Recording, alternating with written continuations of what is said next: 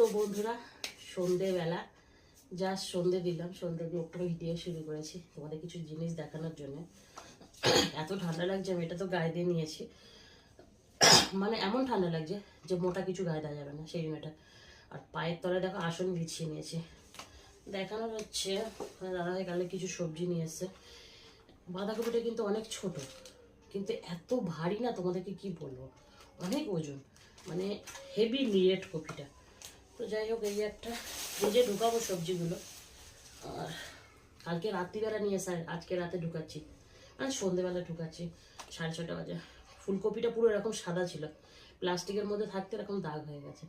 যে কোনো জিনিস যত্ন না করলে নষ্ট হয়ে যায়, তার প্রমাণ এটা। তো এই যে ফুলকপি, কেমন লাগছে? তো শীতের এইসবই পাওয়া যায়। আরও একটা জিনিস, কুমড়ো।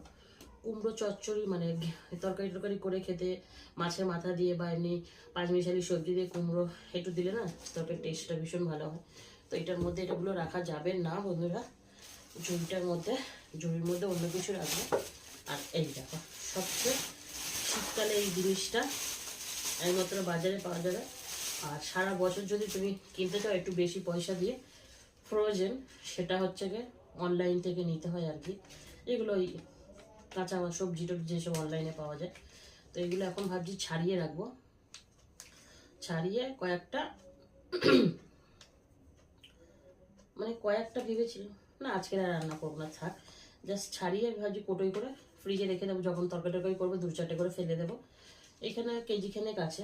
তো এগুলো সব দোকান থেকেই আনা হয়েছে, আমাদের তো আর কিনতে, দাদাভাই সবজির মানে সাথে জড়িত, মানে সবজির মানে দোকানে কাজবাজ করে বা সবজি বিজনেস করে, যার জন্য আমাদের এগুলো কিনতে হয় না, এগুলো আমাদের দোকান থেকেই আনা হয়। তো সবজি তো কিনতে হয় না, কিন্তু সবজি ছাড়া যেগুলো কিনতে হয় সেগুলো তো কিনতেই হয় বন্ধুরা। সেগুলো তো আর পয়সা ছাড়া হবে না, যেমন মাছ, চাল, তেল, মশলা, এগুলো। সবজি তো আর শুধু সিদ্ধ করে খেতে পারবো না, আর সিদ্ধ করতে গেলে গ্যাসটা লাগবে, সেটাও কিনতে হয়। তো এই হচ্ছে কথা।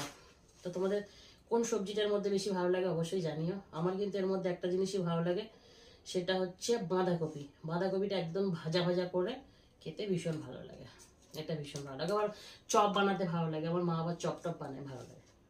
তো এই, চলো, টাটা।